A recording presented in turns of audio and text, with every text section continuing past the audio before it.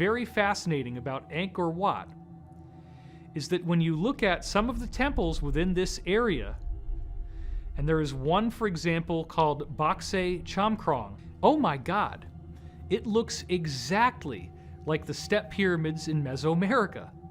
As you look at this overlay, notice the perfection of how these two different pyramids fit together. This is not a different society.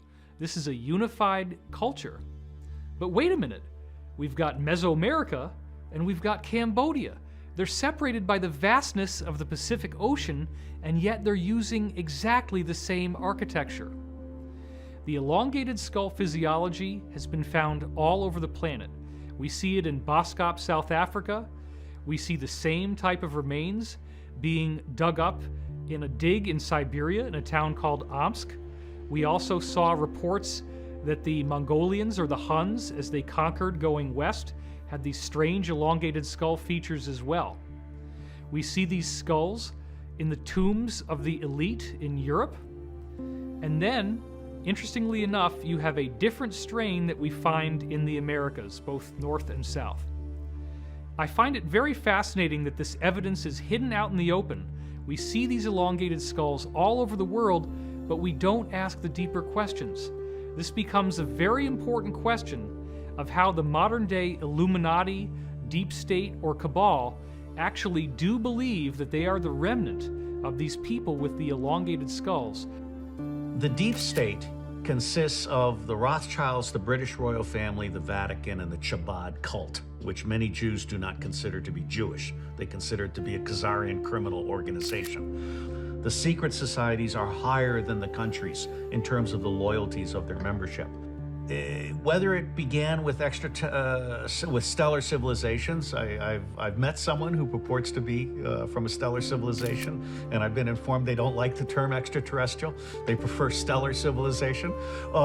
Be that as it may, whether you believe in extraterrestrial stuff or not, it's clear that here on Earth there's a 1%, there's a 99%. And in 2012, the forces of good started to win. And the Mayans and others had predicted this, and I think the way I explain it to myself is that the collective meditation and prayer that was being done ended up bringing in the positive stellar civilizations, and now the negative stellar civilizations are on the run, and the elites are on the run. Now the good news is I think human beings are an experiment in free will, and I believe that if we can resurrect our individual sovereignty, there is no power in the galaxy that can stand up to us.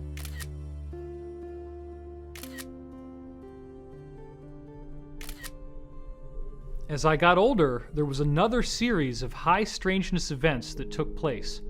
I was often having high fevers as I grew up. And these fevers were correlated with two distinct phenomena that would always happen. The first thing is that I would have a very strong sense of pressure in my ears, and I would start yelling to try to get over the sound. The other thing that would happen is I would get geometry in these hallucinations during the fevers. I would feel as if the world around me had been turned into geometry. I would see strange geometric patterns like mandala. High fevers as I grew up. As I got older, there was another series of high strange